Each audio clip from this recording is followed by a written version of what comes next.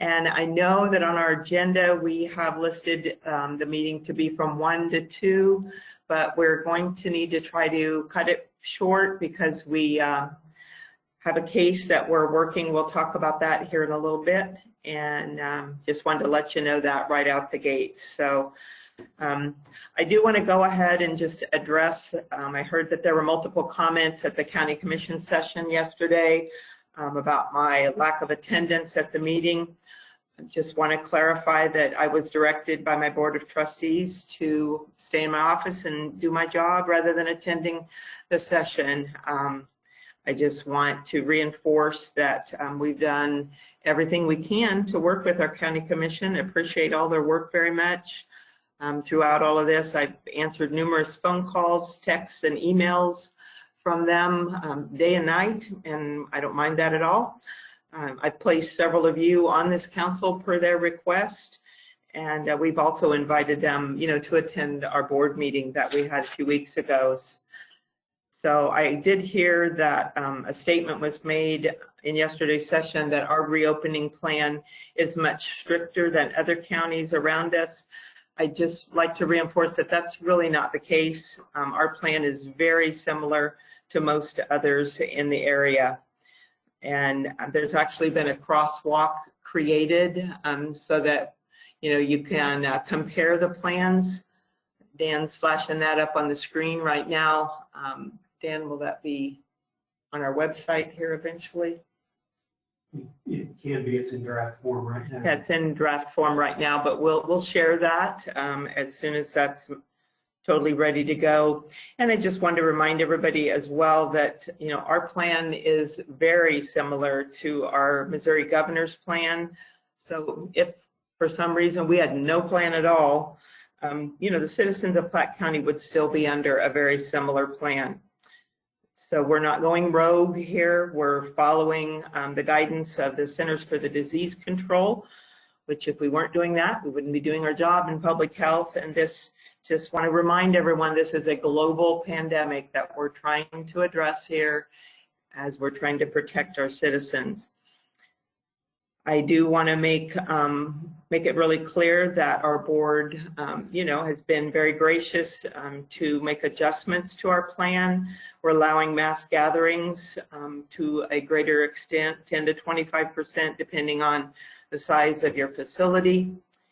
And, that's a very cautious move because, as we all know, large gatherings of people increase the spread of this virus. And that's evidenced by our 381 cases at the Triumph Pork Plant up in St. Joe in Buchanan County, which neighbors us.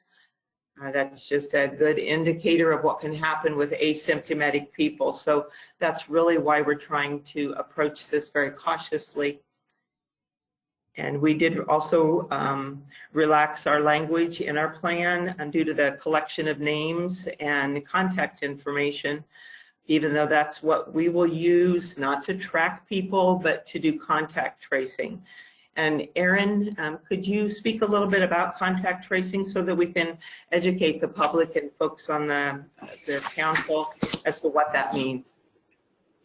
Sure. So when we do contact tracing, this is Erin talking with the Platte County Health Department, we talk to our cases who are identified usually through lab confirmed reports to us, and we try to talk to them about who they would have been in close contact with while they're potentially contagious. So that could be anywhere from 48 hours before that they develop symptoms till the duration of the period that they have symptoms, according to our CDC guidance. And CDC defines close contact as someone who's within 6 feet of you for a prolonged period of time. And that time is not definitely defined. They give a minimum limit of about 10 minutes, which is what we've been going with when we do our contact investigations. So someone who may have been within 6 feet of someone with it for 10 minutes. But also they do want to take into consideration, for example, if you unintentionally coughed or sneezed right next to someone and it may have landed on them, that's another important thing to take into consideration when we're doing contact tracing. So and of course usually the most contacts that people have are their close household members or people that they may work with, and we do have been able to identify those people. The thing that we know is that as we open up the county, people are going to be going about their business. They may, go to get their hair done, or they may be at a funeral in the guidance of our gatherings that we have currently set, or some other type of place where they may be in close contact with someone, and they may not know that person's name or have their phone number.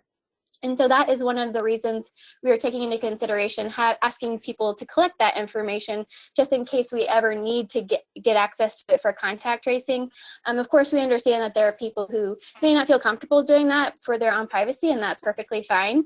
I think we know that there also may be people who would feel more comfortable if they could provide that information, knowing that we would have a way to get in touch with them if they were in contact with someone who may have been contagious. So that's definitely, it's just a recommendation. It's not a requirement.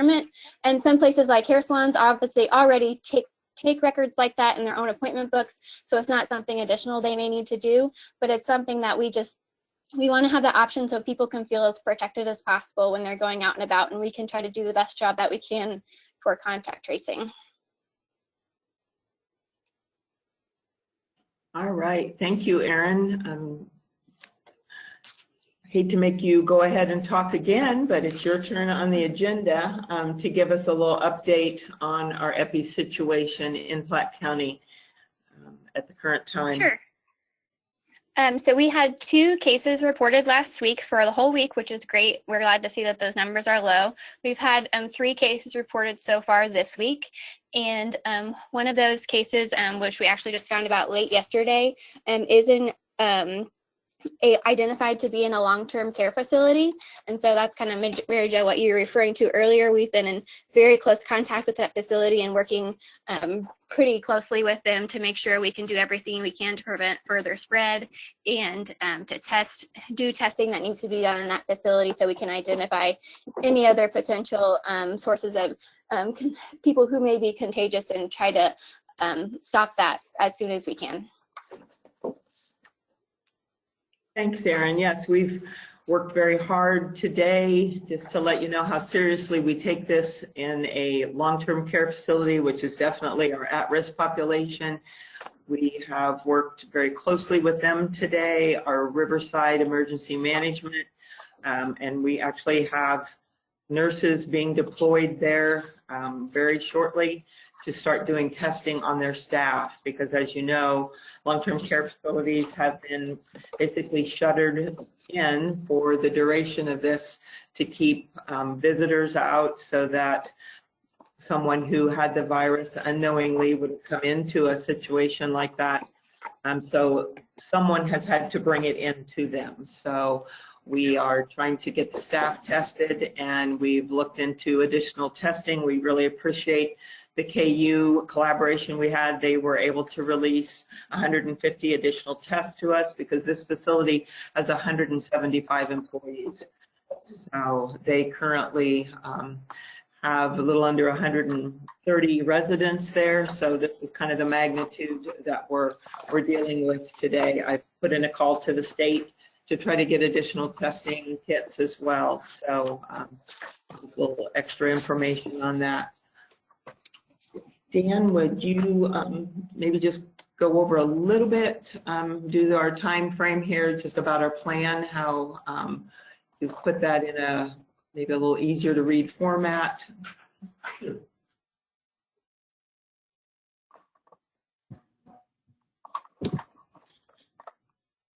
On the advisory group's webpage through the health department's website, you can see that the version 0.3 of the plan is available.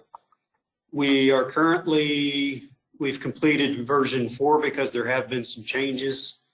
We want to be consistent with Clay County and Kansas City as much as possible to avoid confusion.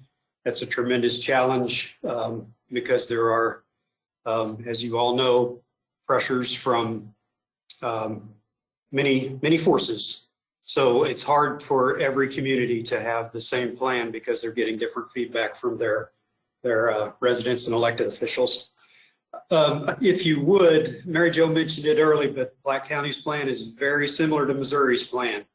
I want to stress again, if we didn't have a plan in Platte County, we'd fall back to Missouri's plan, still have the same restrictions in place. So if people are upset, remind them of that, please.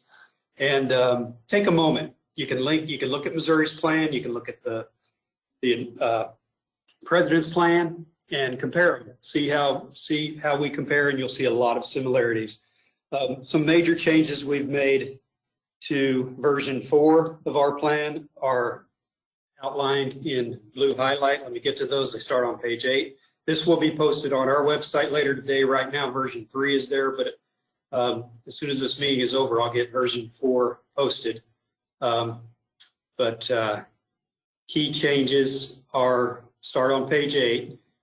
I talked to a gentleman from Weston who's actually a nationally recognized expert in the massage therapy industry, and he is working on compiling some industry guidance for the massage services industry, and I'll put a link on our website to that information. But he made some excellent points and asked a very simple question: why would massage therapy services be treated any differently than chiropractors? And I have no good answer for that. So I said, you know what? You're absolutely right. Let's change that and allow massage services to go ahead and open with restrictions that are following the industry guidance. Added a little more information to gyms and fitness because we're getting a lot of questions today about folks wanting to practice. We're not quite there yet, folks, and I realize, and everyone in the meeting realizes that kids don't generally have poor outcomes with COVID-19, but they can be super spreaders, or at least spreaders of the virus. So we have to be aware of that and act responsibly. So there's additional information added under sports venues and specifically about pools. Initially, we had pools closed in this step of phase 2, but we have changed that to match Clay County. So pools may now be open at 25% of the bather load within the pool enclosure. Additional changes here on page 9, added the information in parentheses there next to the title of phase 2, step 2, that it's possible if everything goes right, that we could begin this phase as early as June 1, but I think you all are smart enough to realize that what we have going on in St. Joe and what we have going on at a long-term care facility in our county is terrible news. So we'll see how that plays out. You can see the indoor gatherings. Initially, we had up to 50 people, but up to or 25% of occupancy limit, whichever is greater, has been added to the guidance for the next step. And also some additional information about occupancy limits regarding retail stores and businesses in the next step. Additional information here, again, for the next step. And then finally, 2 steps down the road, hopefully, we'll get there soon. The size of mass gatherings may still be limited, but we haven't determined the size of the mass gatherings or if that will in fact be the case. We want to be consistent with other health departments in the metro area.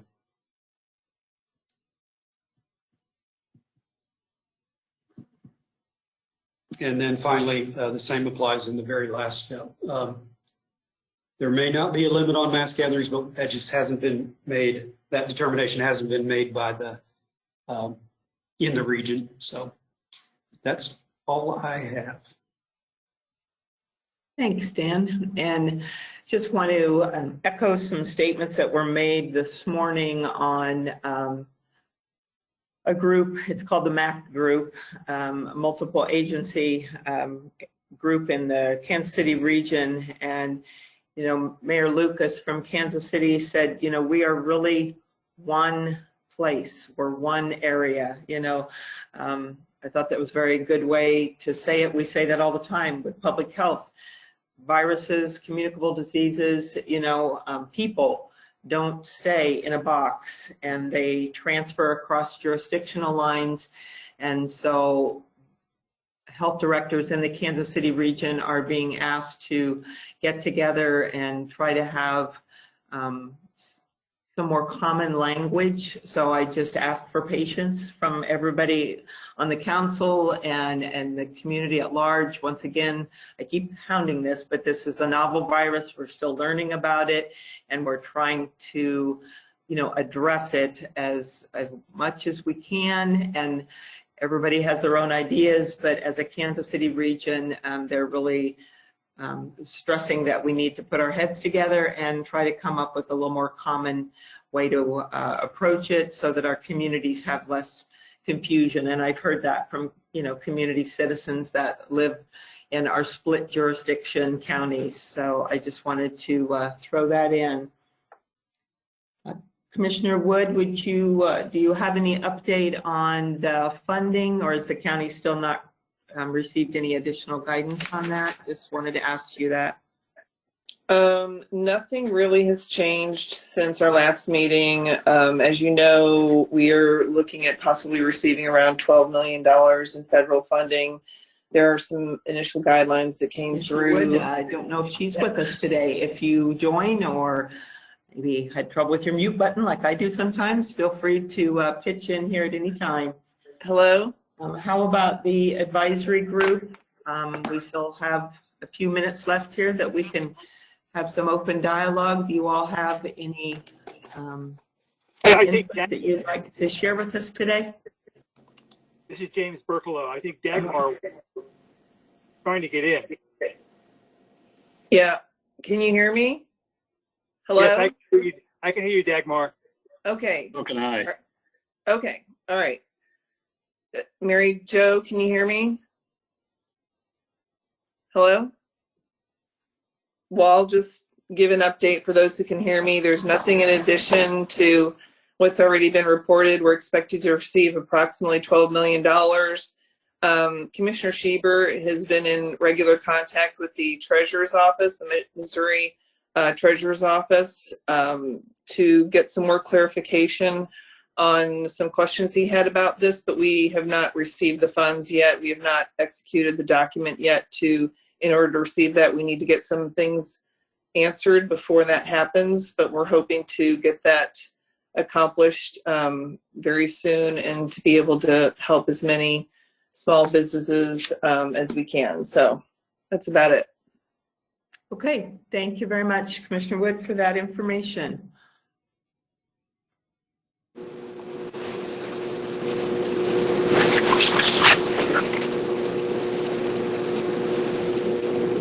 Anyone else have any feedback, input that they'd like to give at this time? I do, Mary Jo. Hi, James. Yeah, this is James Berkalow, Platte County citizen. And it goes back to churches. And I think you must be aware that other states are in court right now, and the Department of Justice has filed support for some of these lawsuits, specifically restricting gathering of churches. And I know we talked about it last time, and I know it's a sensitive subject with everybody, but as an example, the Missouri regulation allows much more flexibility for worshiping than we have currently in the county. And that's a question I have on why are we more restrictive on that?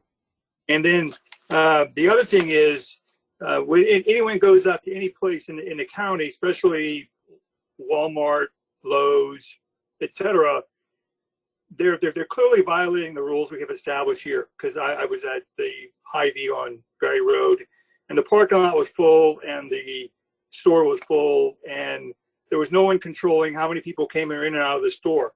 My point is that it sets it up for a discrepancy of how people are being treated, not the same around here. I know we talked about churches aren't businesses, but some churches may fail because they don't have in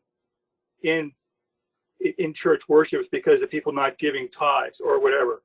So I think this is a big issue that, I'd like the board to try to work to come up with something that's much more flexible for churches. And I know you talked, but it may come to a head where churches sue because there's lots of organizations out there that are more than willing to support these lawsuits. And I think everything, it goes back to a constitutional, we have a right to do a lot of things in these orders, but I don't see churches anywhere on the plan, not mentioned once.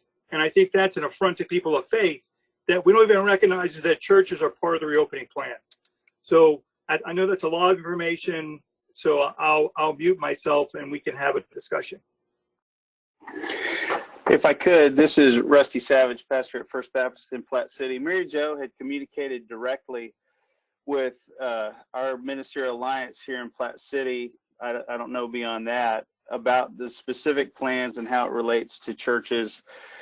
And as I understand what Mary Jo shared with us, that the mass gatherings are no longer off limits and churches have the same capacity issues that retail businesses have been offered, which is up to 10% of your capacity beyond 10,000 square feet.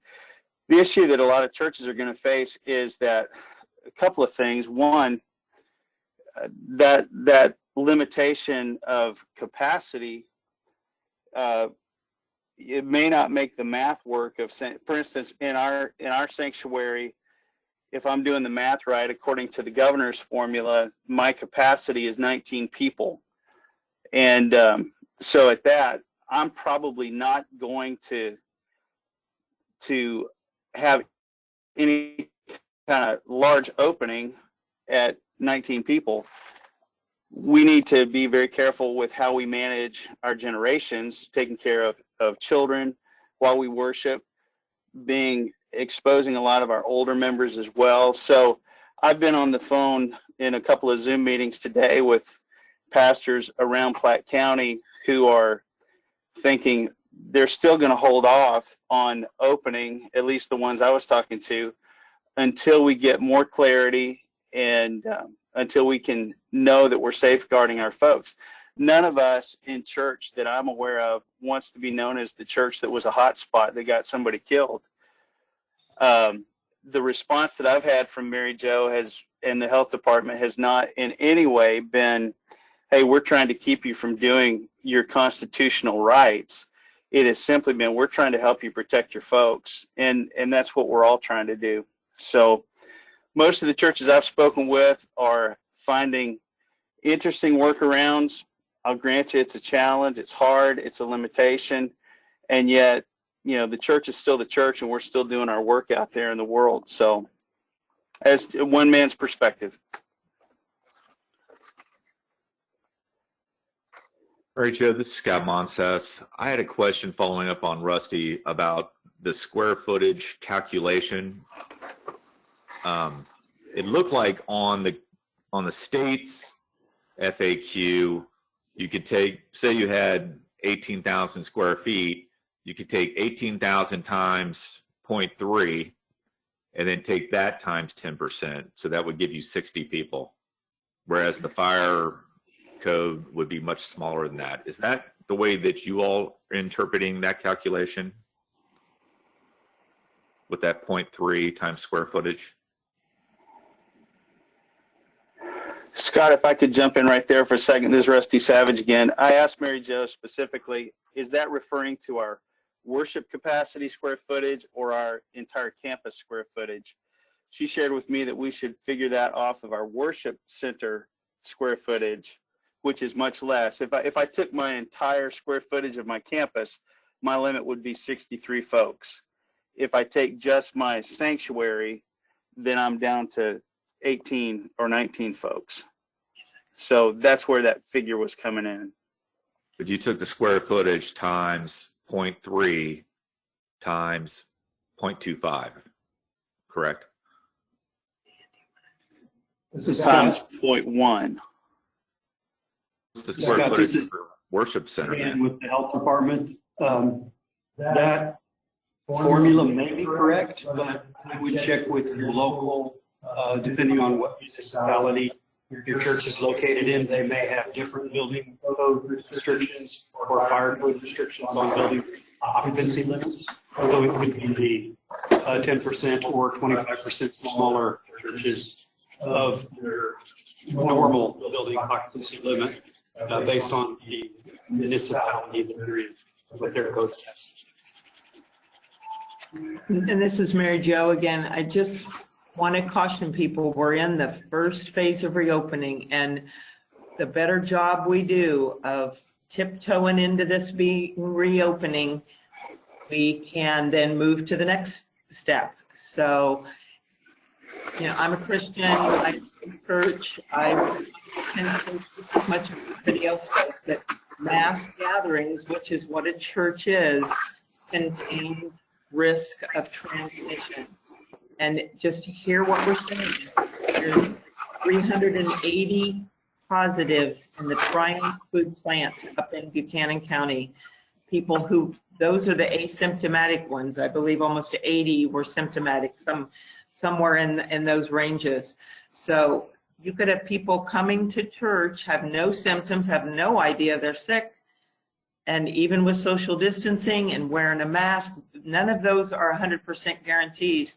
Sit next to someone who is at risk, and we start having an explosion of cases, and we have deaths that we don't have, and we want to keep it that way. We've got low numbers in Platte County, and I know that gives an illusion that everything's good, the virus isn't really here, we can open things back up, but that is just not the case, and that's not the advice we're being given by the Centers for Disease Control. So we've relaxed those requirements of mass gatherings so that churches can be included, and you know, we have to treat everyone the same. So if we let mass gatherings of churches occur, we have to let mass gatherings of indoor sports teams, and we've had some restaurants want to have a concert in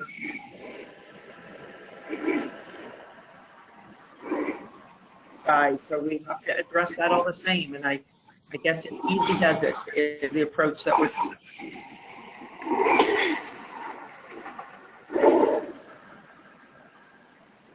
This is Scott Moss. Mary Jo, I absolutely share your concerns. I don't want anyone to get sick. It would be unnecessary. I'm just trying to understand. There's an FAQ on the state website that you link to, and it says the calculation can be, say it's over 10,000 square feet. So you use the 10% of like what your fire code is, or you can take the square footage times 0.3 to get an estimate and then take 10% of that. And they say, based on their examples, use the higher number. So I just want to be clear that that's what the state is expecting, so that a business doesn't short themselves when they don't necessarily have to correctly follow the guidelines that are set by our state leadership. Sure. I mean, I'm fine with that. Just once again, want to encourage people to exercise caution with that. I had not seen that statistics. Thanks for bringing that up, Scott. Mary Jo. Yes, James? James Berkalow. I'll leave the point alone. I understand everything you all are saying and taking into account. It's just that we're already having mass gatherings all over the unincorporated county. Again, go to any big box and there's mass gatherings, and we haven't seen the numbers rise with all that stuff going on. So, and I got Scott's the pastor's point about churches being cautious, and I'm with him. But at the same time, people are breaking these rules all over the county already, and there's no enforcement mechanism to stop them from doing it. Because again, you can go to any big box, and they're clearly violating these rules that we've established here. So I just don't think we either enforce those rules or we don't enforce the rules for anyone. Well, just thank you, James, for that. Just for the record, the big box stores that you're referring to are in the Kansas City jurisdiction. So that's why, we, as I mentioned earlier, that's why, as the leadership of the Kansas City Metro, we need to work on having, consistent messaging. And, we're not here to, go out with with some large enforcement team. We don't have that, to make sure everybody's doing what we're asking and advising and recommending them to do. There has to be some personal accountability and corporate accountability for this as well. And it's, I guess the way we look at, when there is a mass gathering of people, say, that are going to go to a party or to church or, to a gathering that's going to last for hours or, more than an hour, that's different than walking through a store. You have less exposure to people that you are near. That's how in public health we look at it from an epidemiology perspective. Mary Jo, this is Rusty Savage again, pastor at First Baptist in Platte City. I just want to say, for one thing, thank you so much for taking into consideration the questions that were raised. I had several of my fellow pastors call me and ask me to raise some issues with you, which I did, and you responded so promptly. And you got as the board got together, you responded specifically to the questions we were asking for clarification, and actually did allow some accommodations so that we could, those who had the plan in place and had the resources in place, could in a very cautious way do the business they felt important to. I'm sure there will be people who violate these orders, and I'm sure that there will be folks that go rogue on it. But Mary Jo, I just really appreciate your responsiveness to the questions that I and others had raised with you, and took that into account. It means a lot to be heard. You're very welcome, Pastor Rusty. Thank you very much. I just want to let people know that Pastor Rusty and I and a couple of other pastors, we communicated, over the weekend. I try to be responsive to everyone's requests.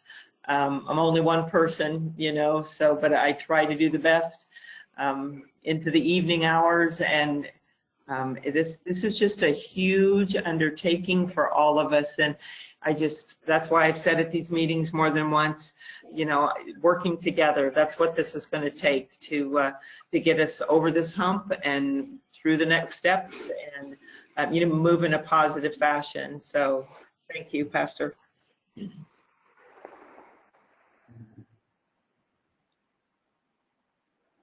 Mary Jo, this is Scott Montes. I have a question about the future plans.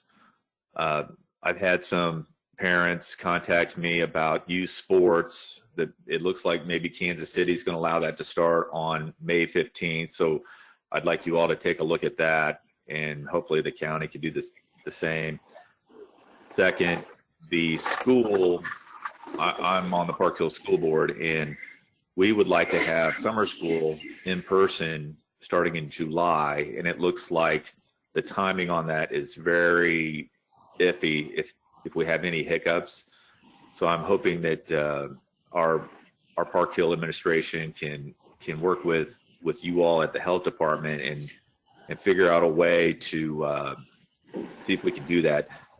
The important thing is, as the superintendent described it to me, is to have a soft launch in the summer so that we can know implementation-wise what's going to work, not work for the fall when we have to have all the kids back. So those are my two comments. Youth sports, pulling that to match Kansas City, and summer school in September. Also heard several things about businesses, and you can't do this fast enough is what the business folks are saying is also. Thank you.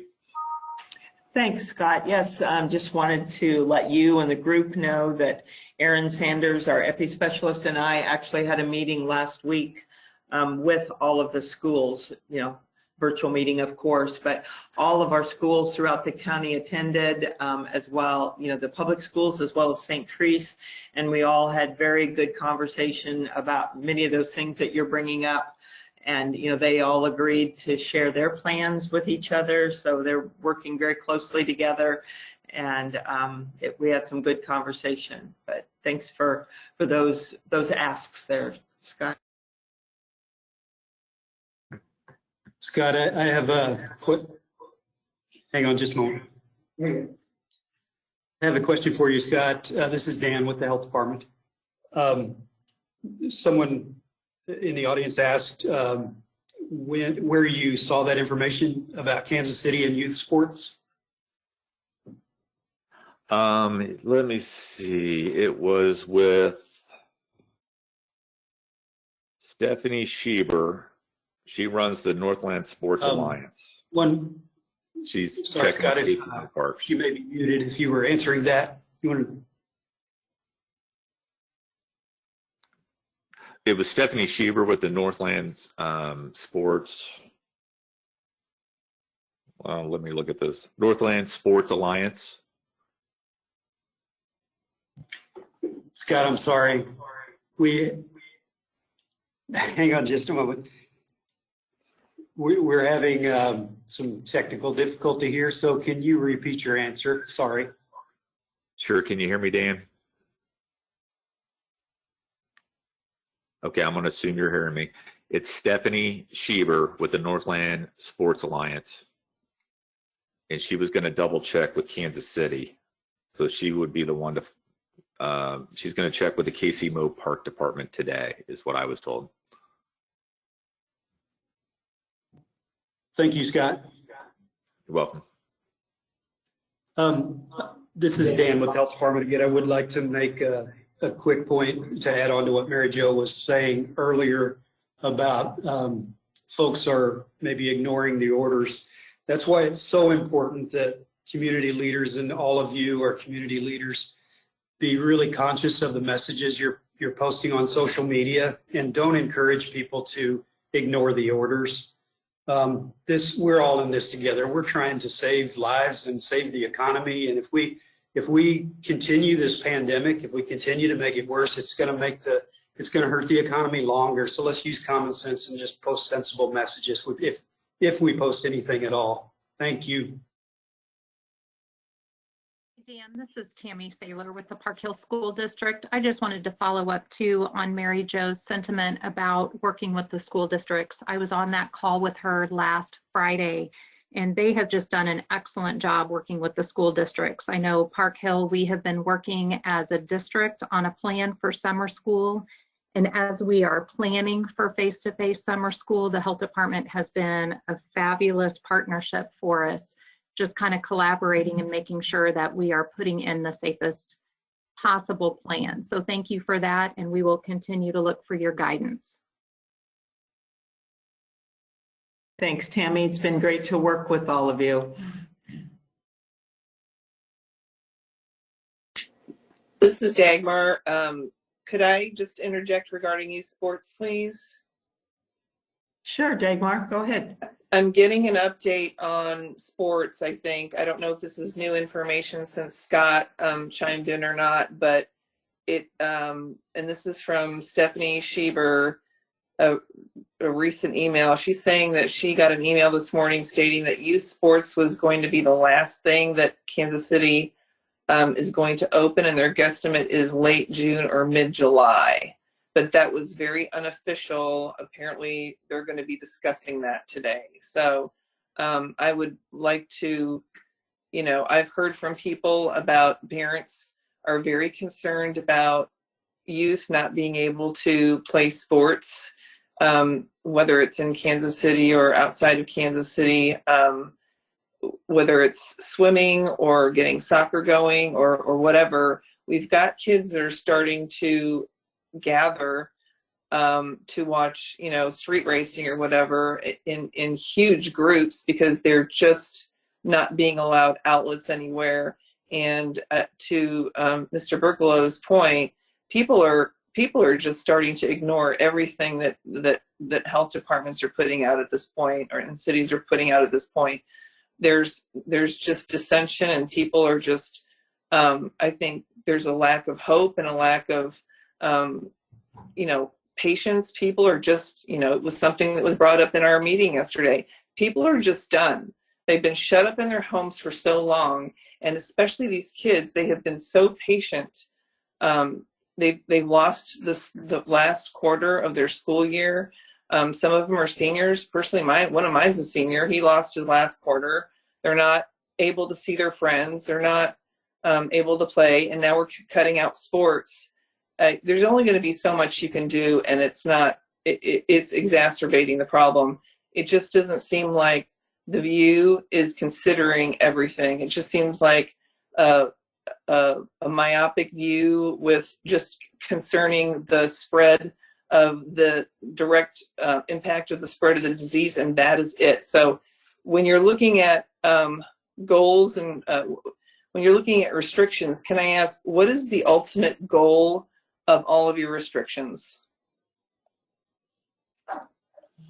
Well, this is Mary Jo. The goal of the restrictions is, as I said earlier, per the national guidance to open up the United States and CDC's guidance that you need to go slowly so that you can assure that you don't just blow your case count, off the charts. And so we're trying to do as everyone else has throughout the United States and the world when we're dealing with this global pandemic. This is a virus we've never dealt with, so there's numerous times there hasn't been adequate time to do all the scientific research. I don't want Platte County to be a giant research project that fails. I want it to be successful. So I understand we're dealing with humans, and I understand never in my lifetime, and I'm in my 6th decade, have we ever had to endure this. And it's hard, and I have kids and grandkids that are going through it too. Commissioner Wood, I understand this, and we can only give guidance. We're not gonna lock people in their houses. We try to encourage people to get out, and exercise in your own yard. And, through the very first phase when everything was so tight, we're just doing the best we have with the information that we have available. And I just can't stress enough that the more that we adhere to this, the quicker we'll move on. So you said that the goal of restrictions is to not blow the case count off the charts. So it seems like flattening the curve is not even, it's not a goal anymore. The goal is not anymore to enact restrictions in order to not overwhelm our healthcare system. Now it's not to blow the case count off the charts. So can you quantify that, please? Well, Dagmar, it's all of that. At the very beginning, it was to flatten the curve. And now as we're moving through phases, it's been proven through other countries that have experienced this before us, that if you open up too soon, your case count will dramatically rise, and then you will be at risk of having to shut things down again. So people die. And people get sick unnecessarily and die. So we don't want that in Platte County. The logo nationally for public health is prevent, promote, protect. It's a 3-pronged arm, and that's what we have done for years. That's what we do behind the scenes to try to prevent bad things from happening to people. It's just that now with the pandemic, that's become the public's becoming aware. Well, when I look at the people, the groups that are making the decisions for the rest of the people in Platte County, and actually probably our nation, it seems like the people who are asking businesses to shut down or operate at a fraction of what their capabilities are, they get paid no matter what. They don't have to worry about their bills being not being paid, their businesses being lost. There are health consequences, and I've mentioned this over and over and over again in emails and in this meeting and at the MAC group. You've heard me. There are health consequences. And yesterday at the meeting, we had a former healthcare actuary, Dr. or Gail Brecky, who's getting her doctorate. There are health issues that have negative, severe consequences to people being shut up in their house and losing their jobs and being impoverished. What is the effort to gather that information? everyone across the nation is looking at all of that, and it is being taken into consideration. The consequence of I just can't say this enough, the consequence of opening everything up too soon. I mean, it's like taking, let me finish my sentence. The consequence of that has dire consequences to it, which is not game pieces on a board. These are lives in our county. And we're doing the best that we can with balancing all of this. And I want to stress, we're not going rogue. We're doing the same thing that is being done across this entire country. And there's just no precedence for all of this for us to adhere to. So you said last week we had 2 cases in Platte County outside of Kansas City. This week, 3 cases. We've never had a death. What's the metric for loosening restrictions? Are you still holding to the availability of a vaccine, which could be a year or more out, and that has to happen? And then what does our caseload have to be down to? 0 over the course of several weeks? Thank you for that question. That's what's being discussed with all the health directors and leadership throughout the region, so that we can move forward in a unified approach as we look at all those metrics. So the situation is evolving, as we know throughout this. So we have to just take a look at it as we go. And I hate to cut this off, but we're getting close to our time.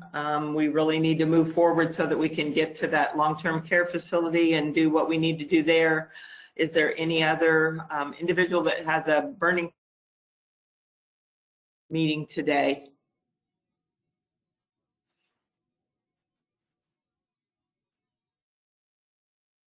Okay, hearing none. I want to say one thing based on your and Dagmar's discussion. I know that we all have the best interests of the lives and of all of our Platte County citizens. And I know that we're trying to think about our health and our finances and spirituality and everything. Let's all know that we're trying to do the best. Something to remember is that Mary Jo has to follow what the state sends down. It appears that she's doing that to the best that she can, considering that Kansas City is a part of the county. I would hope that the Platte County Health Department would follow closer to the state and not track necessarily with the city, which is mainly basing their decisions on south of the river, which is a completely different area than north of the river, which we can all, I would think, agree on. Thank you for everything you're doing at the health department, and good luck with the nursing home. Thank you very much, Scott. Thank you all for being on here today. And I really think we'll be in touch with you all moving towards the end of the month. As far as another meeting, we just need to be patient. You need to give us time, and we need to give the county time to look at how things move over the next few weeks when we get closer to moving out of this phase. So there's always opportunity to send us an email, of course, put feedback on the advisory council page on our website. And I hope and pray that you all stay well. And I thank you for your feedback today. And we'll talk the next time. Talk soon. Thank you.